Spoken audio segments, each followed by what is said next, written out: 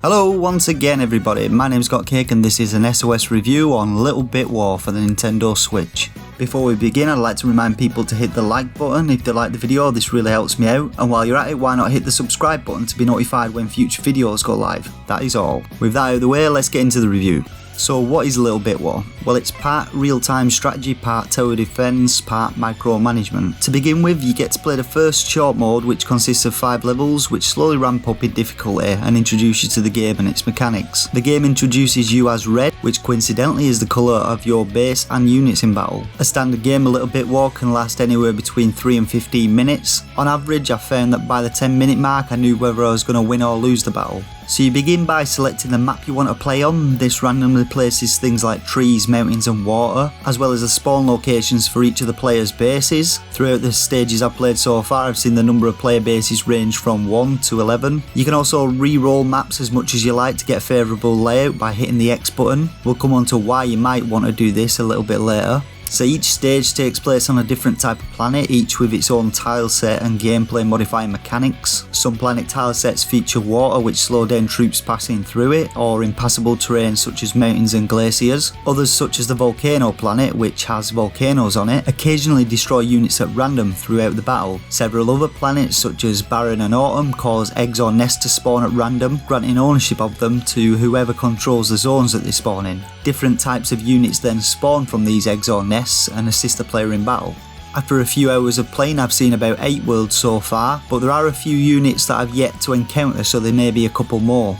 Anyway, after selecting your map, you're dropped straight into a battle, and as mentioned before, the opening 5 stages introduce you to the different types of unit that you can build and how the battle mechanics work. In the very first stage, you're pitted one-on-one against blue, and the general concept of battle is as follows. You start by placing various types of production buildings within the area that you control on the map. There are 2 types of production buildings that you begin with. These are barracks, which spawn infantry, and tank factories, which, you guessed it, spawn tanks. After placing the buildings, they'll then begin to spawn troops, which will automatically begin to march towards the enemy base nearest to them. Each base starts with 4 towers, which will then attack any units that get close to them. So infantry are used to attack and capture enemy bases, and tanks are used to destroy buildings and towers. So the objective is simple: destroy the towers with your tanks so that your infantry can attack the base without being killed by them. As this is going on, your enemy will be placing their own production buildings and sending units to attack your base, and so you've got to place towers within your controlled zone to stop the attacking troops. Battle then continues like this until you either capture all the bases and win, or all your bases are captured and you lose.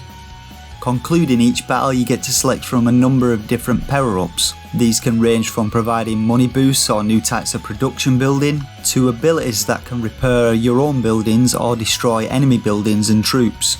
If you end up losing in a battle, you can also pick up an additional power-up to help you out in your next game. So as you play through the rest of the tutorial stages, you'll gain access to several new production buildings, enabling you to create SPAs or artillery, fighters, and eventually bombers, with each building costing more than the previous one and taking longer to spawn the troops. Compared with tanks, artillery have greater attack power, longer range, and double the health, but they also attack a lot slower. Fighters and bombers are flying units which can't be attacked by standard towers or fortresses and instead require you to build SAM sites. Progressing through the stages, additional opponents are also introduced. The first of these is Green, who's apparently a dangerous person who despairs a lot. Then there's Purple, who's a mysterious person wearing 3 gold chains and's up for a bit of war. And finally there's Grey, who just appears as a grey square on the map and doesn't actually get his or her own introduction.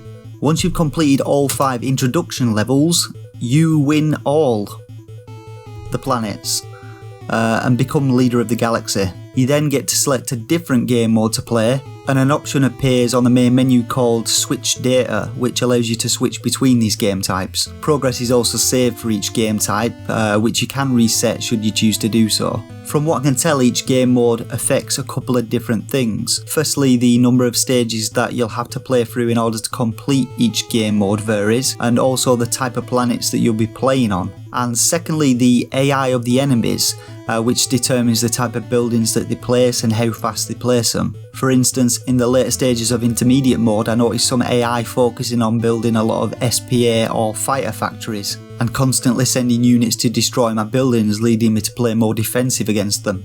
So having played for a few hours and got the hang of the game, I'll share some of my observations with regards to things that I liked and things that I didn't like. Firstly, let's talk about the sound. There seems to have been very little effort put in to make the game sound good. So far as music goes, there's the main menu music and the battle music.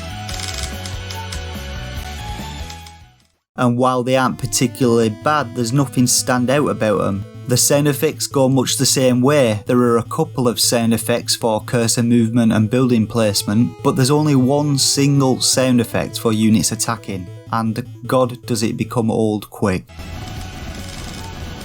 Having over 100 units on screen all attacking different targets at once leads to a constant 8-bit explosion sound being piped into your ears non-stop. In my search for the sound options, I found that there weren't actually any on the main menu of the game. They only appear when you're actually in battle. The option that you're looking for is the bomb volume. I'd suggest turning it down to 0 unless you actually enjoy that type of thing.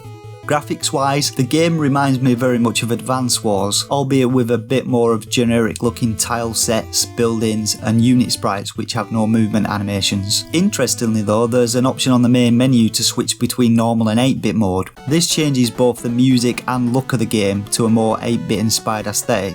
The wall sound effects remain the same, including the fantastic bomb sound.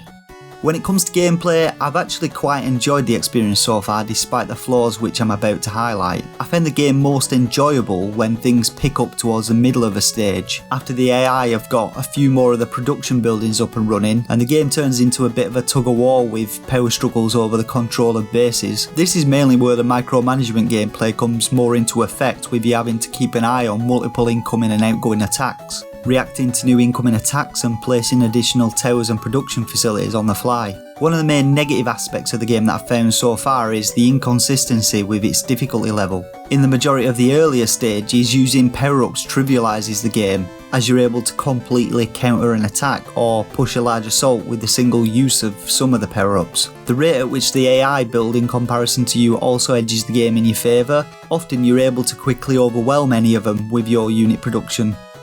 A perfect example of this is when I decided to build only barracks. Being both the cheapest production building with the fastest spawn rates, I was able to build enough infantry to simply tank through the AI's defensive towers and capture the bases. The infinite re-rolling of maps means you can further guarantee victory due to the way in which units attack the closest base to them. You simply re-roll until you get a map with opposing AI bases closer to each other than to you. This way they attack each other and you're free to focus your defense and attack on single targets. Having said all this, I've found the most fun to be had is with challenging yourself. Pick out a map which places bases evenly, don't use any power-ups unless absolutely necessary, and play slow and tactical. Since the developers opted for random generation maps over actually developing any sort of scenarios to challenge you, instead you're forced to set your own challenges. Another minor criticism of the game is that it does have inconsistent spikes in difficulty. The most obvious of these being maps where you're only given a single base with a limited area to build on, while the AI get 2 or even 3 bases, but even these stages can be overcome through a decent map roll and the use of power-ups. So after all's said and done, the game isn't bad. I just wish the developers would have put more effort into crafting more of a storyline with challenging scenarios, as opposed to just an RNG based RTS with very little difference from one game mode to the next. I'd rate Little Bit Wars 2 out of 5 stars. There are some interesting mechanics going on, and it's good to be able to jump into a 5 or 10 minute game every now and then, but there's nothing that's really going to hold your attention long term. Little Bit War is currently available on Nintendo Switch and costs a little over £10, and you can also pick it up on Steam under its other title, Tiny War High Speed, for a much cheaper price of £3.95. It's currently discounted at 50% of its usual price of £7.19. And that concludes this SOS review of Little Bit War for the Nintendo Switch. Don't forget to click that like button if you want good things to happen. Click the subscribe button to be notified of future videos. And as always, until next time, game on.